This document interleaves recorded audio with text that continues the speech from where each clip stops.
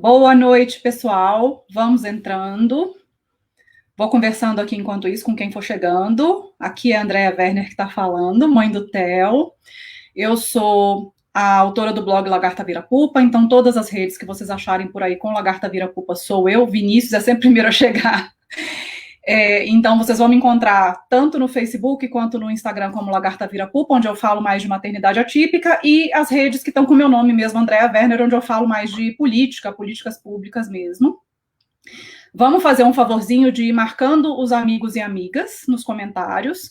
Quem quiser também compartilhar a live no seu Facebook, faz isso, por favor, porque o assunto de hoje é sério, mas ele é muito importante, e até por isso eu trouxe pessoas muito qualificadas para falar a respeito.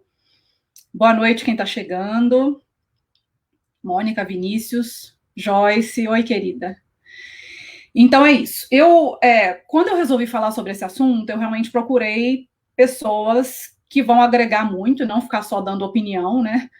Então eu lembrei imediatamente de um projeto muito bacana que já está rolando há um tempo e que precisa de mais divulgação, que é o projeto Eu Me Protejo. E também, através de algumas amigas, eu cheguei em uma pessoa bacana que eu também já vou apresentar, que é da Childhood, que é uma organização internacional que tem aqui no Brasil também, e que lida com essa questão de proteção à infância. Então, sem mais delongas, deixa eu chamar minhas duas convidadas aqui. Boa noite, Roberta. Boa noite, Patrícia. Vocês estão bem? Boa noite. Aqui na quarentena. Oi, te cortei, desculpa. Aqui na quarentena. Aqui na quarentena. A Patrícia, gente, eu já fiz live com ela antes, porque a Patrícia é uma colega da maternidade atípica, ela tem uma filha com síndrome de Down, a gente já falou disso. Paty, se apresenta melhor para as pessoas aí, por favor. Eu tenho 3 filhas, sou cofundadora do Movimento Down, entre vários outros projetos, e agora coordenadora, né? Acho que é a impulsionadora do Eu Me Protejo. Como eu vou dizer, o Eu Me Protejo é um coletivo, né? É uma criação coletiva de muitas pessoas que querem proteger crianças. De muita gente boa. Nós já vamos falar mais em detalhe, gente, sobre o Eu Me Protejo. Roberta, bem-vinda, se apresenta para as pessoas, explica um pouquinho sobre a Childhood no Brasil. Obrigada, Andréia. Oi, Patrícia. Então, super bacana poder estar aqui com vocês. Eu sou a Roberta, presidente da Childhood. Então, a Childhood é uma organização que há 20 anos, fundada na Suécia pela Rainha Silvia, com escritórios em Nova York, em Stuttgart, na Alemanha, em Estocolmo e em São Paulo, que há 20 anos luta contra o abuso sexual de crianças e adolescentes. Né? A gente faz várias ações, muitas parcerias com iniciativa privada, empurra para construção de leis, né, capacita profissionais que atuam com as crianças. A gente não faz atendimento direto, né, com as crianças, não, mas a gente cuida desse meio, né, que está aí trabalhando com as crianças diretamente. Bom, vamos lá. A gente teve aí holofotes jogados em cima dessa questão do abuso sexual infantil por causa de uma questão aí de mais de uma semana de uma menina de 10 anos que foi estuprada e que engravidou e que deu toda aquela confusão. Mas é interessante isso, a gente vê que dá tanto ibope por causa de um caso específico, sendo que isso é uma coisa corriqueira no mundo e no Brasil, né? Então, eu queria que a Roberta falasse um pouquinho para a gente, para começar, alguns dados sobre essa questão de abuso sexual infantil. Quem são essas crianças? Quem são esses abusadores? A gente está falando de pedofilia específico. Como é que é isso? Fica à vontade, Roberta, para explicar para nós. Então, vamos lá. Acho que eu vou começar falando um pouco, e vou até quebrar alguns mitos aí na fala, né? E antes de trazer um pouco de dados, porque os números são assustadores mesmo. Infelizmente, a gente está há 20 anos nessa batalha, mas ainda tem muita coisa para ser feita.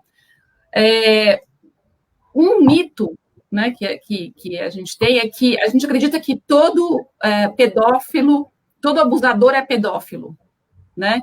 Nem todo pedófilo é abusador e nem todo abusador sexual é um pedófilo. Então, o pedófilo é alguém que apresenta um transtorno sexual, né, caracterizado por fantasias sexuais envolvendo crianças. Dificilmente um pedófilo sente atração sexual por uma pessoa adulta, né? E eles escolhem as crianças porque elas são mais vulneráveis, mais acessíveis e mais e tem uma menor capacidade de gerar uma resistência, né? O abusador, ou agressor, como a gente fala, ele normalmente apresenta um comportamento social normal. Ele é uma pessoa que está entre a gente, né? 70% dos abusadores são homens, e aqui tem um outro mito, né? A gente também tem um percentual de mulheres que são abusadoras, que abusam sexualmente de crianças e adolescentes, né? Então, não são só os homens que abusam, né? A maioria dos agressores são heterossexuais, mantêm relações com adultos, né? Fazem parte de todas as classes sociais, religiões e etnias. Na maioria das vezes, eles são pessoas que apresentam um comportamento normal e que muitas vezes são queridas ou estão próximas das crianças. A gente fala que 77% das situações de abuso acontecem dentro do ambiente familiar, dentro de casa, ou dentro desse ambiente próximo da criança. Isso é que é o mais assustador de tudo, né? Sim. Ai, Jesus. E aí, quando a gente olha dados, né, uma outra coisa interessante também, falando de mitos, né, é que a gente acredita, quando a gente fala de abuso sexual, a gente acredita que o abuso sexual sempre envolve o ato em si, penetração. Não necessariamente, tá? Então, pais e mães aí no universo online que estão acompanhando a gente, né? Por exemplo, um compartilhamento de material com conteúdo sexual, fotos que o seu filho ou a sua filha mandam para alguém, que depois são usados para chantageá-lo, para extorquir dinheiro, ou para, inclusive, expô-lo numa situação, ela ou ele numa situação constrangedora, é um tipo de abuso sexual também. Então, o abuso sexual ele não é caracterizado só pelo ato em si, isso também é um mito. Então, é importante a gente estar atento para várias situações, né? E aí, por último, assim, desses conceitos, né, a gente conversou um pouco, André, então estou aproveitando, né, que você tinha pedido para falar um pouco sobre isso. Qual a diferença, quando a gente fala na Child, normalmente a gente fala de violência sexual. E a violência sexual, ela tem dois tipos de situação. Ela tem o abuso e a exploração. Qual a diferença dos dois? A exploração sempre envolve uma troca mercantil. Pode ser dinheiro, pode ser um prato de comida, pode ser um tênis novo, pode ser crédito num joguinho eletrônico, né? As plataformas de games são plataformas de aliciamento, então um cartão de créditos para você comprar a fase 2 do joguinho pode ser uma forma de exploração, né? Então, e o abuso não. O abuso não envolve nenhuma troca, ou quer seja de recursos ou bens materiais, tá? Falando de dados, e para fechar, e aí para a gente poder abrir. A gente vai estar juntos uma hora, não sei, uma hora e pouco, né? Por aí, é isso. Então, mas acho super importante essa introdução para a gente contextualizar. Façam a conta. Hoje, no Brasil, a cada 15 minutos, uma criança sofre algum tipo de violência sexual. Então, o tempo que nós estivermos juntos, no mínimo 4 crianças vão ter sofrido algum tipo de violência sexual no nosso país. E isso reportado, né? Fora o que... Isso reportado. A gente sabe que só 10% é reportado hoje. A gente tem um número enorme de subnotificação, porque ainda é um assunto muito complexo de ser levado para a mesa, né? Ele é um assunto que não é confortável para a família, principalmente quando é alguém conhecido que pratica, né? Não vamos falar sobre isso, como é que fica a imagem da família se a gente denuncia que um tio, um pai, um avô, uma mãe, uma prima, um sobrinho, né? Um professor, um técnico, como é que a nossa família vai ficar, né, se a gente fala sobre isso. Então, tem essa questão que é muito complexa, né? Um relatório do Ministério da Saúde, que fez todo um levantamento em 2011 e 2017, mostrou que 42% Isso também é um outro mito. A gente acha que um número importante das crianças que sofrem abuso e violência sexual são adolescentes. 42% das crianças são entre 0 e 9 anos. 0, gente, bebê. Bebê de poucos meses também sofre abuso sexual. Então, e aí, falando do nosso público, né, das crianças especiais, deste mesmo relatório, 5,5 foram crianças com algum tipo de deficiência.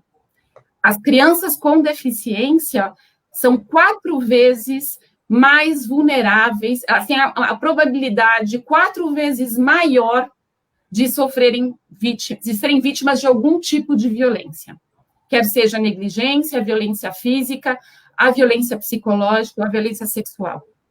Né? Então, por quê? Porque muitas vezes elas não se expressam com tanta clareza, muitas vezes elas são muito dependentes do cuidador, que pode não ter as melhores das intenções, muitas estão institucionalizadas, e aí ali sofrem também as violências. Então, a gente mais né, mais uma coisa para a gente estar atento. E o dado mais recente, que a gente conseguiu pegar essa semana, ontem, foi os dados do Disque 100, que em 2019, mais de 8 mil denúncias, de todas as denúncias que o Disque 100 recebeu, foram de violência sexual contra crianças e adolescentes. Então, aqui são só alguns números, né? Principalmente meninas, né? Quase também 77, 75, 20 e poucos, mas também tem um número grande de meninos que sofrem violência sexual. E eles são menos notificados, porque também daí tem toda uma outra questão da sexualização e da homossexualidade, o que isso pode estar gerando para este menino que sofreu um abuso, tem a vergonha de ter sofrido, além de ter sofrido a violência, mas também a vergonha, porque isso pode conotar, dar a conotação dele ser gay, né? Falando assim de um jeito bastante simples. Então, esses são alguns números aí, e alguns dados para a gente começar a conversa um pouquinho. Eu estava lembrando que acho que de pessoas públicas, assim, eu acho que só o Adnet, que eu conheço, que é homem, veio a público falar que sofreu abuso sexual, que foi estuprado quando era criança. Né? O resto são todas mulheres. Os homens realmente têm mais medo de falar no assunto por questão de tabu, de machismo mesmo, né? Paty, conta um pouquinho pra gente, você como mãe de uma menina com síndrome de Down, isso foi o que te impulsionou a querer fazer um projeto para poder trazer mais proteção para as crianças? O que rolou ali? Foi sim, Andréia. Desde que a Amanda é pequena, assim, sei lá, 6 anos, eu comecei a colecionar os livrinhos, né? Como que eu vou falar sobre as mudanças do corpo? E eu acho que é o pior pesadelo de qualquer mãe. Eu sou mãe de 3 meninas, né? As 2 mais velhas, mais 20 anos, e a Amanda, que tem 15 e tem síndrome de Down.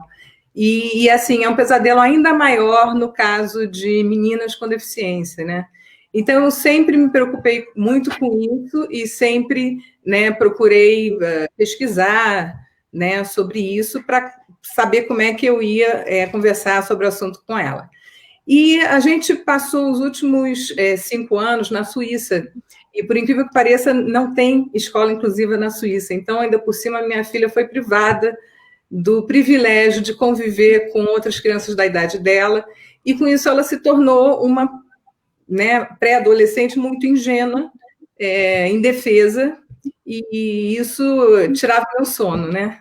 Aí a gente chegou aqui no Brasil, poxa, que bom, agora ela vai para a escola inclusiva. Só que, meu Deus, ela vai precisar aprender a se defender. E foi aí que eu me dei conta de que eu ia ter que botar ela numa aula de defesa pessoal, alguma coisa assim, e resolvi criar uma coisa que fosse 2 em 1, né? Falando sobre o corpo, né? Mudanças do corpo, e a necessidade de você saber que tem partes íntimas que você não pode expô-las, e se alguém se aproximar e quiser tocar, né, quiser fazer alguma coisa com você, o que você deve fazer. E esse material foi feito, né, eu sou jornalista, estudo muito isso, né, em Easy Read, né, que é a linguagem fácil para pessoas com deficiência intelectual, usando também uma abordagem que é o desenho universal para aprendizagem. Então, o que saiu foi uma cartilha muito simples, toda ilustrada, com frases curtas e diretas, né? É muito importante para pessoas com deficiência intelectual, especialmente, você não usar metáforas, você não falar, guarde bem o seu tesourinho, né? Você não, o seu segredo. Não dá para falar desse jeito com pessoas com deficiência intelectual, porque elas vão levar ao pé da letra, né? Pessoas com autismo é a mesma coisa. E aí, o que aconteceu? Eu fiz essa cartilha para minha filha e me chamaram para fazer uma apresentação no Dia Internacional da Síndrome de Down, numa PAI aqui do DF. E eu fui, levei a cartilha, né? Apresentei, foi um sucesso, todo mundo adorou e tal. E no final, uma psicóloga veio falar comigo, a Neuza Maria, que é a coautora da cartilha, e a Neuza falou, Patrícia, eu trabalho com isso há 20 anos, eu nunca vi um material como esse, por favor, preciso ter essa cartilha. E aí eu passei para ela o PDF, ela começou a usar nas escolas, e ia me trazendo feedback, né? E ela falou, Patrícia, não serve apenas para crianças com deficiência, serve para todo mundo, serve para todas as crianças, serve para adolescentes, serve para os pais que não têm estudo, né? Eles entendem direitinho. Então, isso aqui foi o que a gente fez, né? É um tipo de imagem que qualquer um entende, você não precisa nem ler, né? Não deixe ninguém mexer nas minhas partes íntimas. E mais do que avisar para a pessoa que ela deve fazer, ela também serve para a pessoa denunciar, fizeram isso aqui comigo, né? E quando a gente teve esse feedback da Neuza, né, eu reuni um grupo enorme e a gente começou a trabalhar nessa cartilha, que aí são eumeprotejo.com. Que as ilustrações são todas dedicadas, né, à cartilha, e tem coisas que as pessoas falam, poxa, eu nunca vi isso em lugar nenhum. A gente fala, por exemplo, que a boca é uma parte íntima, né? Não são só, né, a vagina, o pênis, a mama. A gente fala aqui, ó, as partes íntimas são aquelas que ficam cobertas por fraldas, cuecas, calcinhas, sutiãs, tops, biquínis, maiôs e sungas, né? E com todo um cuidado, assim, a gente ficou... Deixa eu dar uma pausa, só para... Porque eu já escrevi ali, mas tem muita gente perguntando ainda. Onde eu posso pegar a cartilha? Pelo amor de Deus, onde eu me protejo.com, gratuito, baixa, manda pelo WhatsApp, estamos no Instagram, no Facebook. Eu joguei aí nos comentários, mas aí, só pausa, porque tinha muita gente perguntando. Eu me protejo. Mandar para todo mundo. Vamos continuar, Paty, mostrando aí.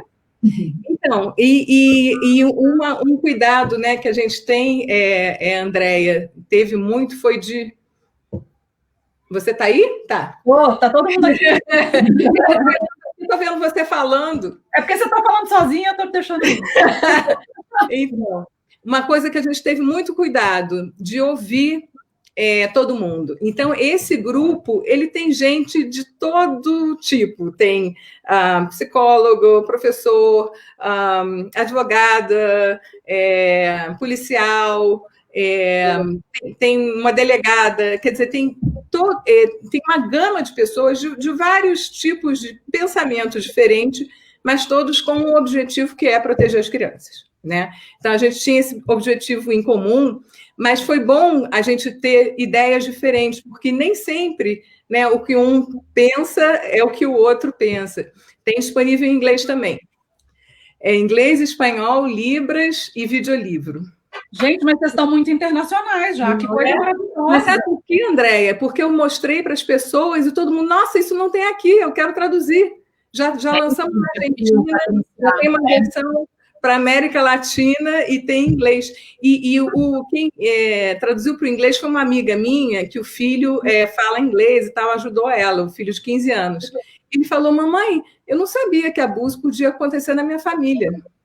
Um rapaz sem deficiência nenhuma nunca tinha ouvido falar nisso. Quer dizer, todo mundo aprende alguma coisa. A gente pegou situações reais, né? Tem muita gente que trabalhou em Tribunal de Justiça, em Conselho Tutelar, que trouxeram a realidade e a gente adaptou ela e colocou tudo ali numa linguagem que não ofende ninguém, que as pessoas não ficam constrangidas, porque a gente estava tendo aquela, não pode falar sexual, não sei o que, educação sexual, não pode falar.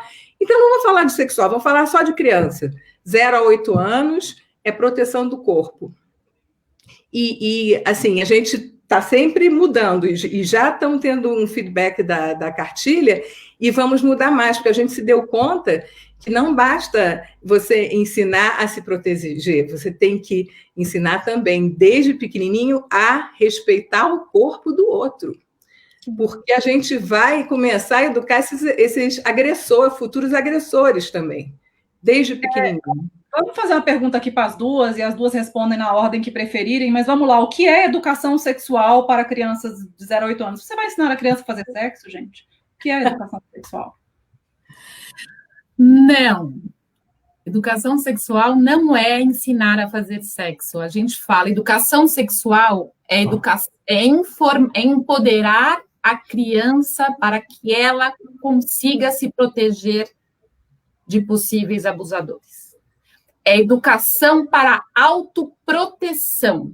Isso, é disso que a gente está falando. A gente não gosta nem de usar a palavra sexual, porque existe uma má interpretação e automaticamente se fecha o ouvido e você fica no julgamento. Não é isso que a gente fala. A gente precisa empoderar. O material da Patrícia é muito rico, é muito bom. Patrícia, você está de parabéns. A gente mexe com isso, né? E é isso. É muito importante a família e o profissional, todos envolvidos com a criança, terem esse tipo de material, porque como ele é um assunto complexo de se falar, se você tem materiais didáticos, com uma linguagem clara, com imagens bacanas, fica fácil, porque o assunto tem que vir para a mesa, é disso, ele não tem que ser um assunto, né? Ele tem que ser uma coisa que é discutida com mais naturalidade. Né? Então, a gente não precisa parar para ter... para fazer disso um evento, né? Quando eu estou falando dentro do ambiente familiar, eu estou querendo dizer, né? Mas é muito importante a gente falar sobre isso nas escolas, como política de autoproteção. Hoje a gente está enxugando gelo, gente. A gente está resolvendo depois que aconteceu. É isso. A criança tem um lugar fundamental para ajudar a gente. É política de prevenção primária, como a gente fala na Childhood, né? É para evitar que aconteça. Então, a informação e a educação é uma política fundamental para prevenir as situações de abuso e violência sexual, abuso, exploração nas suas mais diversas formas, né? Assim que a gente vai voltar vamos voltar na cartilha, mas já que você entrou nesse assunto de prevenção, vamos lá. A gente tem lido muitas matérias falando como que aumentaram casos assim. Durante a pandemia, a gente sabe que as crianças estão mais em casa e, portanto, também estão mais nos eletrônicos, mais na internet. O que tem rolado aí, Roberta, que vocês ficam sabendo? Eu queria deixar, só antes, posso voltar para a Paty um pouco, porque ela não conseguiu responder a pergunta anterior, né? Desculpa, gente. Volta, Paty. Tanto ótimo que você estava falando, mas a gente está fugindo da palavra sexual, porque não se trata de sexo. A gente está falando de educação contra a violência, né? Quando o pai e a mãe chegam, você vê, educação sexual né? Vou ensinar minha filha a fazer sexo? Não. Você deixa de ensinar a sua filha a atravessar a rua, né? Não. Então, você vai ensinar ela também a proteger o seu próprio corpo, né? Nossa, a Roberta usou exatamente essa analogia comigo, quando eu falei com ela antes. Eu vou pegar ela no gancho agora para responder a sua pergunta. Vocês estão uma colando a outra aí, eu não sabia que vocês já se conheciam. Mas muito importante é isso, não só respeitar, né? Não só proteger o próprio corpo, né? Porque o meu corpo é meu, mas respeitar o corpo do outro. pedir para tocar, não chegar abraçando. Inclusive, isso é uma porta aberta, né, Andréia? No caso de criança com deficiência. Né? São tão amáveis, eles são tão bonzinhos. Isso aí é um passo. É um passo. Eles são tão amorosos, não fala aquele eles. Exatamente. Porque os pais alimentam isso, né? E os professores. Sabe uma questão, Tati, com relação à deficiência que me assusta muito, e é uma discussão que eu tenho visto muito em grupos de pais, que é as crianças com deficiência fazem terapias. Né? Então, aquela coisa do toque do outro no corpo, principalmente quando a gente está falando de deficiências motoras, é uma coisa corriqueira. Uhum. Outra coisa que é preocupante é a porta fechada. Né? Então, a gente tem ficado sabendo de casos de estupros de crianças com deficiência que aconteceram pelos terapeutas. Yes. O que a gente faz com relação a essa porta fechada? O quanto uma mãe deve e pode confiar num terapeuta com uma criança com deficiência que fecha a porta e fica lá dentro uma hora com a criança? Questões para a gente... E com uma criança que não fala ainda, né? Esse é foi um dos meus medos com a Amanda, porque ela entende 3 línguas, ela lê em 3 línguas, mas ela fala pouquíssimo. Então, inclusive, na hora de denunciar, né, a gente tem aqui, né? O que acontece quando acontece alguma coisa daquelas? Eu devo cair fora, gritar, correr, não, socorro. Mas também a gente pensou nas crianças que não falam. O que elas devem fazer? Faço o sinal de pare com a mão, balanço a cabeça, dou um empurrão. Tem que ensinar para o filho a não verbal também e tem que usar a comunicação alternativa para quem não fala. Né? Repetição. Eu queria aproveitar e complementar, porque eu acho que é bem importante. A gente costuma dizer que as crianças demonstram, de algumas formas, coisas que podem estar acontecendo, né? Então, mudanças bruscas de comportamento. Uma criança que é muito amável, de repente, começa a ficar muito agressiva, ou é muito introspectiva, fica com uma excitação e uma ansiedade, ou ao contrário. Ou, por exemplo, no caso de crianças... não só com deficiência, mas assim, apresenta extrema resistência na hora da higiene, ou na hora de trocar fralda, ou na hora de trocar roupa, ou durante o banho, coisa que não acontecia antes, ou foge, ou apresenta medo exagerado de alguma pessoa, de pessoas, não tinha isso, e de repente começa a apresentar medo. São todas coisas que a gente pode, como pais, prestar atenção, né?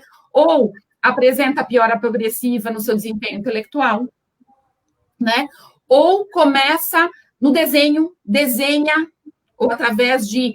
fazia desenhos simples, começa a fazer desenhos caóticos, começa a usar preto ou cores muito fechadas, em vez de desenhos mais alegres. Tudo isso são indícios de que pode ter alguma coisa acontecendo. Não necessariamente precisa ser alguma coisa relacionada à sexualidade ou uma violência sexual, mas alguma coisa está acontecendo, né?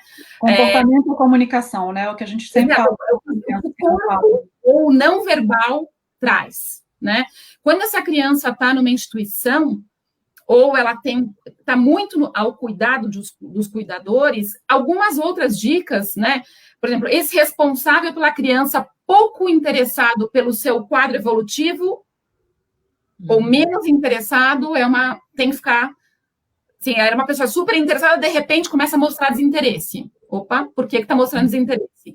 Falta de acompanhamento adequado às medidas rotineiras de saúde. A família já não leva mais para as questões de, né, para vacinação, está desnutrida, não está vestida de acordo com a condição socioeconômica daquela família.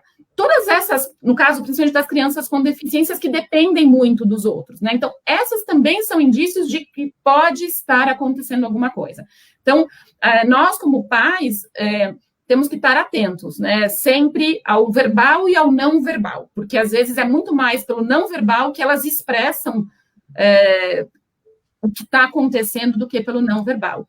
E aí, professores também, né, Roberta? Porque as dicas que você está dando, eu tenho certeza que várias professoras me acompanham, professor também nota essas coisas, né? A escola não serve só para educação, ela também é uma rede de proteção social, principalmente para crianças que são mais vulneráveis, né?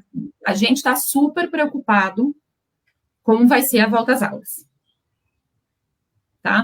Porque muitas crianças perderam a sua rede de proteção por estarem sem a escola como esse lugar de acolhimento, né? Então, nós estamos vendo uma diminuição das denúncias de abuso, né? Mas não quer dizer que o abuso diminuiu, quer dizer que muitas vezes não está tendo denúncia. Eu até sei que tenha diminuído em muitos casos, porque o abusador, a casa está mais cheia, né? Tem mais gente circulando, fica mais difícil, mas as crianças também não vão denunciar. Né? Então, muitas vezes a professora nota algum sinal de violência e ela aciona o conselho tutelar em alguns casos, né? Fundamental. E não está tendo. Esse é o meu medo com relação ao homeschooling, sabia? É uma coisa que eu fico, é uma pulga atrás da orelha que eu tenho com homeschooling. Porque se a criança não sai de casa, se ela não frequenta ambientes sociais direito, e a escola é um super ambiente social, como que vai ser notado se ela está sofrendo algum tipo de violência em casa, né? E fica aí para a gente pensar. Toda essa rede de proteção da criança é responsabilidade de todos nós.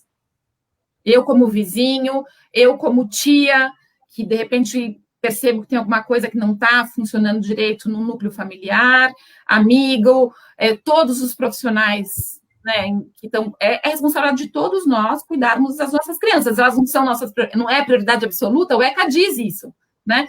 Então a gente tem que olhar com essa seriedade mesmo, porque é construção de futuro. A gente está falando de sociedades melhores. Quando a gente tem crianças no seu máximo potencial, qualquer que seja o máximo potencial dela, cada criança é única nesse sentido. A gente vai ter uma sociedade melhor lá na frente, né? Então, tem que investir, tem que cuidar mesmo, né? Sociedade interdependente, né? Isso que a gente quer. Agora, o que mais me dava raiva é que ninguém fala de prevenção, né, Roberta? Aí, voltando à história da PAI, aí, né, fiz a tal da cartilha, chamei a Neuza, chamei outras pessoas, e fui num evento que teve do 18 de maio, né, que é o Dia de Enfrentamento à Violência contra Crianças e Adolescentes, na PGR aqui, né, estava todo mundo lá, Conselho Nacional de Justiça, Ministério Público, né, e cada discurso e tal, ninguém falou de prevenção. Não existe material didático, não existe nada. Existe o livrinho da Carol Arcari, maravilhosa, Pipo e Fifi, que é para criança bem pequena. E que família, né, de baixa renda vai comprar livro em livraria? Ou pode baixar e imprimir, sabe? O seu material é tão importante. Eu acho que a gente tem um movimento maior, mas falta muita coisa ainda. Tem muito espaço para construção de bons materiais. Os vídeos do Defenda-se, do Grupo Marista, são maravilhosos também, defenda-se.com, gente. Agora, são difíceis de entender para minha filha e para criança pequena. Eles não são muito acessíveis. A gente tem uma série também que chama Que Corpo é Esse? Que foi em parceria com o Canal Futuro e Unicef, que são desenhos animados, né? Que fala, e é por faixa etária, então de 0 a 3, de 4 a 7, e assim vai, que traz questões aí.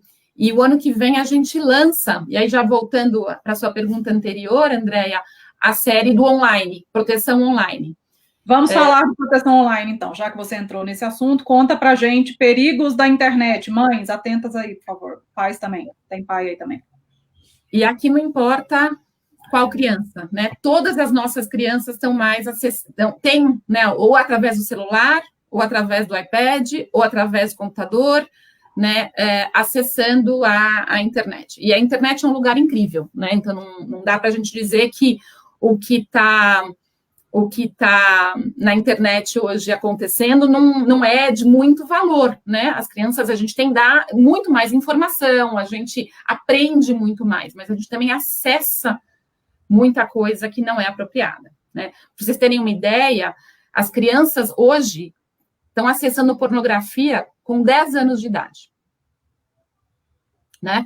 Qualquer criança que colocar sexo na internet, no Google, vai achar o que ela quiser achar ali no Google, né? E isso está fazendo estrago, a gente diz, está afetando como as crianças enxergam toda essa relação, como elas enxergam as relações. Então, os pais precisam estar atentos. A Patrícia falou a analogia de atravessar a rua, eu uso essa analogia para falar do online. Eu não deixo a minha filha pequena atravessar a rua sem olhar e sem segurar a mão dela, não é? Então, não dá para deixar as crianças, principalmente as crianças menores, né, mesmo os adolescentes, a gente tem um pouco menos de controle nos adolescentes, mas a gente pode sim orientar na internet sem orientação. A gente precisa falar sobre segurança, a gente precisa falar sobre privacidade, a gente precisa explicar o que significa mandar um nude, porque é muito comum hoje entre os adolescentes trocarem fotografia, né? Então, o que significa você compartilhar uma foto sua? Não necessariamente ela vai parar na caixa postal da sua namoradinha ou da sua amiga. Dali ela pode ter um print screen e isso pode parar em qualquer lugar. E uma vez que isso está na web, tem grupos que usam esse material, né? A SaferNet teve só na pandemia. A SaferNet é a central de helpline de crimes cibernéticos, né? E o hotline também. Então, denúncias de crimes na internet, safernet.com, né? E também o helpline. Eles tiveram um aumento na pandemia só de 116% de denúncias de material contendo conteúdo sexual infantil e de adolescentes na internet.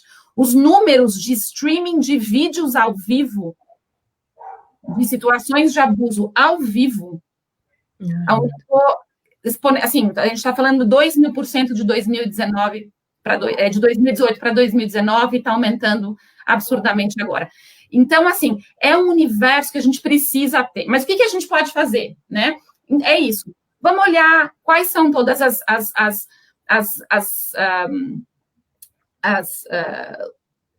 oh, meu Deus. Como é que a gente ativa, né? Todos os modos de privacidade, de segurança, né? Tem vários, todos os sites, todos os jogos, todas as redes sociais têm uma série de regrinhas que você pode ativar para deixar a conta mais privada. Se você percebe que o seu filho ou sua filha, de repente, começa a esconder, entra no quarto, só fala com o celular quando não tem ninguém olhando, né? Precisa ver o que está acontecendo.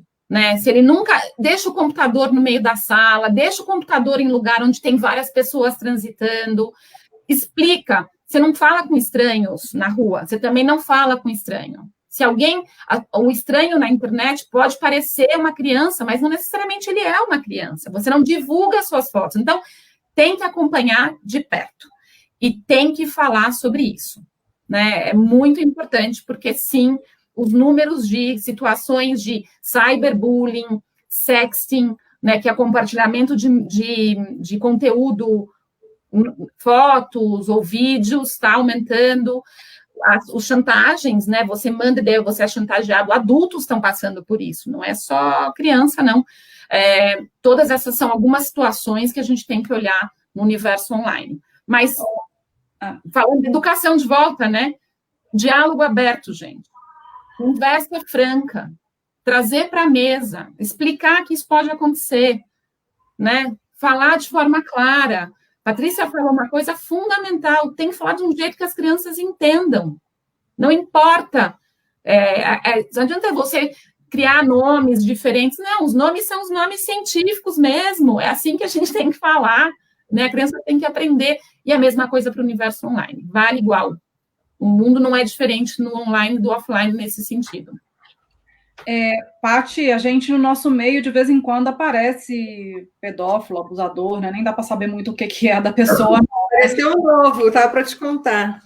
Então, tem um aí recentemente que andou entrando em grupo de mãe de paralisia cerebral e ele falava que ele era pai de uma criança com paralisia cerebral e que a barriguinha do filho dele, sei lá o que tinha, e ficava pedindo para as mães mandar foto das barriguinhas dos filhos, sabe? Um negócio, uma massagem fazendo a barriga. Teve um outro aí que, inclusive, está rodando ainda, que primeiro ficou anos atrás de mãe de autista, já está abordando síndrome de Down, já está abordando paralisia cerebral, que começa com um papo de envolvendo masturbação de adolescente, e começa a perguntar sobre o órgão sexual do filho da pessoa, uma coisa horrorosa, num nível que eu tenho certeza que, dependendo da mãe, ele chegou a pedir foto. E a gente sabe que no nosso meio, a gente quer muito ajudar, né? Porque a gente, lá no início, quando teve o diagnóstico, a gente ficou muito perdido. Então, às vezes, chega uma pessoa, o papo pode estar até meio estranho, mas a gente sempre tem aquela tendência de, não, mas é porque a pessoa deve estar meio perdida e tal. E a gente sabe que, às vezes, acontece, e a Roberta estava falando de adolescentes mandarem fotos deles, mas, muitas vezes, quem expõe os filhos pelados na internet são as próprias mães. Sim. Não, perigosíssimo. Foto de criança, de jeito nenhum, né? De criança sem roupa, menos ainda, né? A gente teve esse cuidado, mesmo os nossos sendo ilustração, a gente discutiu muito isso. Pô, você vai falar o nome das partes íntimas, não vai mostrar só mostrar o biquíni e a sunga? Porque e se o pai e a mãe ficarem constrangidos de mostrar isso daqui, da criança pelada? Eu prefiro que mostre vestido, né? Mas que mostre. Mas outra coisa, Andréia, é claro, a gente tem que estar aberto a tudo isso, sim, mas tem uma outra coisa, você também não pode falar de um jeito que a pessoa se feche para todo tipo de relacionamento, né?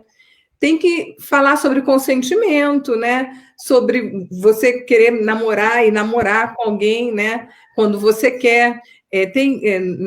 Eu fiz a minha dissertação, né? Na verdade, foi uma pesquisa aplicada, né? Do meu mestrado, Master of Arts, em Estudos da Deficiência, foi esse projeto. E fiz várias pesquisas, e uma delas foi justamente disso. Por que uma pessoa com deficiência intelectual não pode ter sexualidade? Então, falava um caso de uma moça que estava numa escola inclusiva, de 18 anos, ela, e o rapaz, que era o colega, né, ajudante dela, de 15 anos, e, por acaso, estavam lá transando numa escada. A câmera pegou, esse garoto foi preso, e o testemunho dela nunca foi ouvido. Quer dizer, a gente nunca vai saber se aquilo era um relacionamento consentido ou não, né? Se ela considerava ele namorado, se ela queria transar com ele ou não. Então, no caso, especialmente de pessoas com deficiência, a gente tem que tomar esse cuidado também. As pessoas têm direito à sua sexualidade. Claro, né, criança é diferente. Criança até 14 anos não tem, né, não tem conversa. Mas depois a gente também não pode fechar completamente essa porta, porque todo mundo tem direito, né? Não, você sabe que você falou uma coisa super importante, Patrícia, que eu já li numa pesquisa também, né? Que é isso, muitas vezes os pais acham que a criança com deficiência é assexuada. E aí eu não preciso falar, né? Eu não preciso falar sobre isso, não preciso falar sobre as partes do corpo, não preciso ensinar a se proteger, porque ela não tem isso, não precisa. Precisa, mais do que nunca, mais ainda, justamente para que ela possa se proteger. Né? Justamente e tem outra coisa também, né? Eu vejo tem muitos comentários e tudo dos pais preocupados com as crianças que não falam, né? Meu filho é autista, não fala, meu filho tem paralisia cerebral, não fala. Tem muita criança que fala, mas não vai falar isso. Sim. Mas não vai contar que isso acontece. Porque faz parte do processo manipular e assustar a criança e ameaçar aquela coisa toda, né? Teve até uma das suas seguidoras que falou, mas muita gente não acredita na criança quando ela fala, né? Tem uma pesquisa também que eu estava lendo hoje, fui estudar, né? Fui me preparar para estar com vocês hoje à noite, e que o Unicef fez, que só 6% mentem. É baixíssimo o número de crianças que elas não conhecem. Como é que ela vai mentir sobre alguma coisa que ela não sabe o que é? Né? E isso não somente crianças com deficiência, mas mulheres com deficiência, elas não são testemunhas confiáveis. As pessoas não acreditam na palavra delas, entendeu? Exato. Não, e elas não mentem. Então, a gente também fala muito que, assim, é muito importante para você até não revitimizar a criança no processo de denúncia, porque você revitimiza. Quando você faz a criança repetir a história 1, 2, 3, 4 vezes, vai chegar uma hora que ela não quer mais falar sobre isso. Né? A gente trabalhou bastante, muitos anos, para coescrever uma lei junto com o Ministério da Justiça, o CNJ, que é a Lei 13.431, da escuta especializada, né? Porque até pouco tempo atrás, essa lei foi sancionada em 2018, mas até pouco tempo atrás, as crianças chegavam a repetir 9 vezes a história. Você imagina, e muitas vezes em juízo, na frente do abusador, numa sala cheia de adulto. Então, como uma criança de 7 anos vai estar nesse lugar? Então, todo esse processo é muito difícil para ela.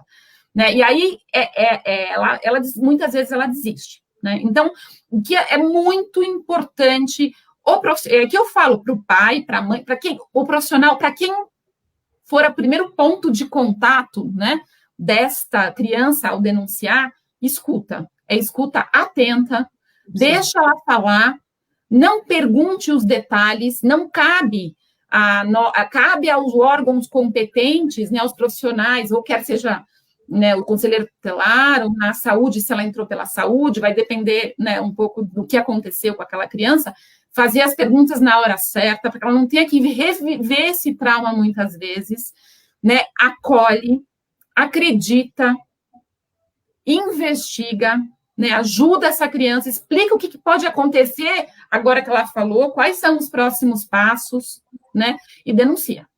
Eu acho essa pergunta aqui importante, meninas. Eu acho que eu sei a resposta, mas eu vou deixar vocês responderem aí. Como que uma criança de 5 anos pode contar que sofreu algum tipo de abuso? Então, Andréia, eu estou com o pessoal da comunicação alternativa, né, Renata Bonotto, Rita Berst, né, o pessoal da Assistiva. A gente está trabalhando numa prancha de comunicação para comunicar abuso. Né? Que nem tem a prancha que você vai para o hospital quando tem Covid, né? Mostrar quais são os sintomas para usar em casa, na escola, na delegacia. A gente precisa disso, a gente tem um monte de gente que não fala, né? Não só criança. E precisa de expressar de alguma maneira, a gente precisa popularizar mais a comunicação alternativa. Desenho, né? Desenho é uma forma, né? Ainda mais se um depoimento especial, se ela faz a escuta por uma psicóloga, que é normalmente o que a gente recomenda, né? A psicóloga tem uma série de técnicas para deixar essa criança à vontade, para poder, através do desenho, de uma brincadeira, de um boneco, poder trazer um pouco dessa narrativa, né? É que criança com deficiência é mais difícil de desenhar, é mais difícil de entrar. Meu filho não desenha, meu filho. Pois é. Não ia rolar. Mesma coisa aqui. A Yarinha está falando essa questão do desenho aqui. Aqui teve uma pessoa que falou da mudança de comportamento. Tem uma pessoa falando aqui, eu me pergunto como podem achar que ensinar a criança a se proteger pode ser algo discutível, porque não é mais obrigatória a educação sexual desde muito cedo, como no século XXI isso ainda pode ser tabu, porque a gente vai e vem, aquela coisa, né, Aline, acontece. Agora, vamos lá, Roberta, vamos falar então de prevenção. Além disso que a gente já falou aqui um monte, que tem a cartilha da Patrícia e tudo, da Patrícia e de mais um monte de gente, não vou falar da Patrícia não, senão ela fica chateada. O que mais que precisa? O que mais? Qual é o conjunto da obra que a gente precisa mexer para que a gente possa, de fato, ensinar as crianças a se protegerem, diminuir o índice de abuso sexual na infância? A gente conversou sobre algumas coisas culturais, né, de criação, acho que... Mas eu vou deixar você falar, não vou falar o que você me falou, porque é isso. A gente fala que essa é uma questão multicausal, né? A questão da violência sexual, ela tem vários motivos, né? Tem vamos lá, a gente pega uma sociedade machista, misógina, pouco protetiva da criança, não ajuda, né? Então, assim, mudar a forma de olhar a educação, né? Então, educar os nossos filhos diferentes, para que sejam pais diferentes, é importante, né? Não normalizar, né? Acho que a Patrícia fez uma fala super bacana lá no começo, falando dessa coisa do você ensina a criança a ela conhecer as partes do corpo, para respeitar o seu corpo, mas também você tem que ensinar que ela tem que respeitar o corpo dela também tem que ser respeitado, e ela tem que respeitar o corpo do outro, né? Eu falo, né, eu fui educada, que se a tia queria dar aquele beijo melado que eu não gostava, eu não podia dizer não. Porque era tinha falta que de sentar no colo do vovô, tinha que sentar no colo do tio. eu tinha que abraçar todo mundo Aquele tinha filho chato, mais velho. Não foco em pessoas. Perfeito. Então, a gente tem que aprender como pais, porque a gente fica inconsistente quando a gente fala, não deixa ninguém tocar no seu corpo. Aí, se você se sente desconfortável, não deixa que isso aconteça. Aí vem a tia. Vou dar um exemplo da tia, porque na nossa série Que Corpo é Esse? A gente tem uma série do beijo melado da tia, que eles fazem toda uma trama para jogar o balde de água, porque não quer dar o beijo melado na tia. Né? E aí termina com a tia falando, você não quer o beijo melado? Não tem problema. Fale que você não quer o beijo melado. Então, é isso, assim, a gente não pode falar para a criança, não, mas a sua tia, você tem que dar o beijo. Não, a criança vai olhar para você e falar assim, ué, mas você não falou que não era assim, eu não gosto, você não me sentia confortável, se me dá medo, se me faz me sentir, eu tenho qualquer sensação ruim, as crianças, né, a gente pode ensiná-las o que é o bom e o que é o ruim, né? E é tentar ajudá-las a nomear um pouco esses sentimentos. Eu sei que, às vezes, uma criança com deficiência pode ser mais difícil, mas aí eu estou falando no geral, né? Mas é isso, assim, a gente precisa dizer, tudo bem. E eu tenho que dar conta, como pai, de não achar que meu filho é mal educado se ele falar que ele não quer ter o beijo da tia. Existem várias formas, ele não precisa ser grosseiro ao dizer não. É uma diferença. Mas eu tenho que respeitar o desejo do meu filho ou da minha filha de não querer sentar na cola do tio, do avô, do beijo. Não, a gente tem que aprender a respeitar isso, para ser coerente com aquilo que a gente está dizendo para eles. Agora, Roberto, olha como é importante você ter esse papo cedo, porque é aquela história do empoderamento que você falou. Se o pai, a mãe, uma autoridade, professor, fala para a criança antes, quando ela estiver na situação, ela vai saber o que fazer e vai contar para o pai. Porque senão ela vai achar que a culpa é dela. Ela vai achar que a culpa é dela, como em tantos casos, né?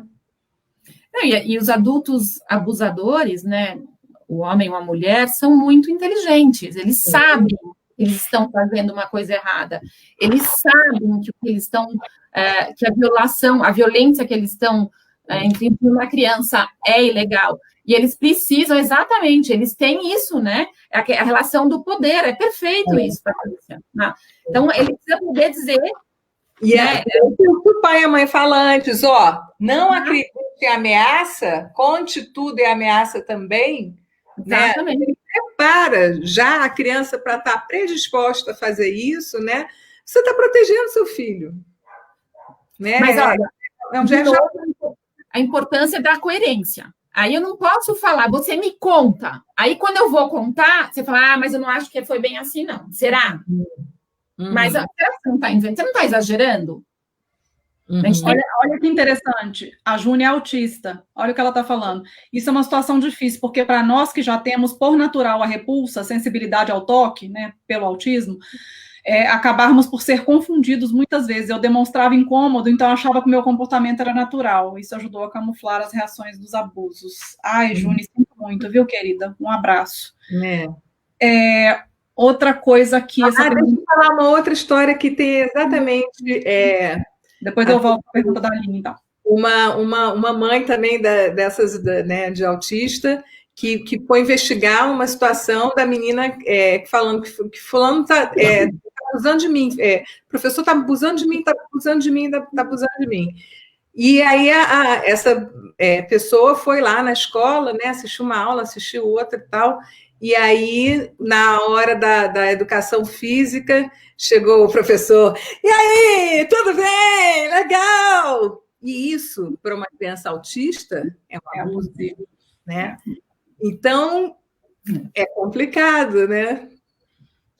Tem uma pergunta aqui da Aline, tem duas perguntas interessantes que eu quero colocar, que é essa linha divisória entre manter a inocência da criança e ensinar sobre sexualidade. Eu acho que, Aline, aqui a gente não está falando de sexualidade, a gente está falando de proteção. Mas eu entendi, de certa forma, a pergunta, porque você está praticamente pegando uma criança pequena e ensinando que adultos podem fazer coisas ruins com ela, de certa forma. Podem, e você não precisa falar nada de sexo. Você só fala que não pode tocar nas partes íntimas. Partes íntimas são só na hora... Tocam nas suas partes íntimas só na hora de higienizar. Você pode falar... Para cada faixa etária tem um jeito certo para falar. No nosso site, inclusive, tem várias informações lá, childhood.org.br. Você googlear como falar com a criança, lá no busca, vocês vão achar dicas para cada faixa etária. Mas é isso. Não queiram falar demais também. Você fala o que aquela criança, naquela faixa etária, precisa saber. Então, uma criança de 0 a 3 anos, é o nome a parte dos corpos, é dizer que só pode pegar em você, né, na sua vagina, no seu pênis, quando vai tomar banho. Você começa a ensinar, ou quando vai limpar. Fora isso, não pega. Né, o conceito de desconforto, não desconforto. Mas, para cada faixa etária, tem um jeito certo de você conversar. E no caso, como a Patrícia bem falou, das crianças com deficiência, fundamental olhar para esse material com ainda mais cuidado, adaptado, de forma muito didática, né, como ela fez ali na cartilha. Essa aqui, ó. Posso precisar de ajuda para me cuidar. E tudo bem. Pessoas em quem eu confio podem me ajudar a ir ao banheiro, tomar banho, trocar de roupa. Exato. Essa fala que você consegue ter com uma criança de 3 anos. Uhum. Não vai conseguir, não adianta falar uma única vez, né? A gente aprende na repetição também, né? A repetição, a gente colocou, tem muito médico que já pede para a criança, né? Posso ouvir seu coração, né? Que pede esse consentimento, que não vai. Então, isso é uma prática também que a gente pode começar em casa, desde bebê, sabe? Não ficar apertando os bochechos da criança. Gente, deixa o corpo do outro em paz. Eu sei que é gostoso. Né? Ô, meninas, é o seguinte, mulheres, e quando esse abuso vem dos pais? Só fazendo um ponto, é justamente porque a gente sabe que a maioria dos abusos acontece dentro de casa que precisa falar disso nas escolas, precisa. Nas igrejas, pastores, padres, por favor, naqueles cursos que tem enquanto os pais estão vendo a missa, estão lá no culto e as crianças estão lá, é só entrar no site, tem a revistinha, a gente tem teatro de fantoche, a gente tem musiquinha temática. Tem o canal do YouTube, gente, do Eu Protejo, entra lá que tem fantoche. Agora, na cartilha, você tem alguma coisa diferente na cartilha para o caso dessa criança ter acesso à cartilha na escola e o caso de estar sofrendo abuso em casa para que ela comunique à professora? Como é que está a questão da denúncia na cartilha? Bom, denúncia diz que 100, né? A gente até tem lá um botão que ela fala que está acontecendo alguma coisa. No final do livro, a gente deixa o espaço aqui justamente para o desenho, né? Como eu me sinto. Desenha aqui como você se sente com o que aprendeu nesse livro. Porque existem esses casos, né, da criança, ao contar, como a gente está vendo, né, tanta gente que, por causa do caso da menina do Espírito Santo, vem a público, né, dizer que foi abusado na infância. Então, sim, é possível, ao ver a cartilha, a pessoa saber, e o professor, né, tem que falar com a diretora, que aí vai no conselho tutelar, se for, né, no caso de uma suspeita da família. Agora, Andréia, cada história, né, eu já ouvi falar, né, mães e professoras, né, mães que não conseguem sair da casa do pai abusador, ou professoras que levam, né, o caso adiante, mas aí a mãe desiste. Então, assim, não tem rede de apoio, né? É muito complicado. Então, a gente vai ter que mexer nisso realmente como aldeia, como uma sociedade interdependente. É responsabilidade de todo mundo. De todo mundo. A Júlia, que é autista, falou aqui, ó, que a gente está falando sempre de... Aqui, ó. Mas confiar é difícil quando o abusador mora na sua casa. Aprendemos que podemos confiar em quem está no lar. Ai, gente, isso é muito doloroso. Pois por isso que a cartilha diz que, inclusive, quem está no... A gente nomeia aqui todo mundo que pode estar envolvido. Ó, a Patrícia pensou em tudo, gente. É isso. Não sou eu, não, são 50 pessoas, por isso que fico longe da pessoa, mesmo se essa pessoa for meu pai, minha mãe, meu irmão, minha irmã, meu avô, minha avó, meu padrasto, minha madrasta, ou qualquer pessoa da minha família.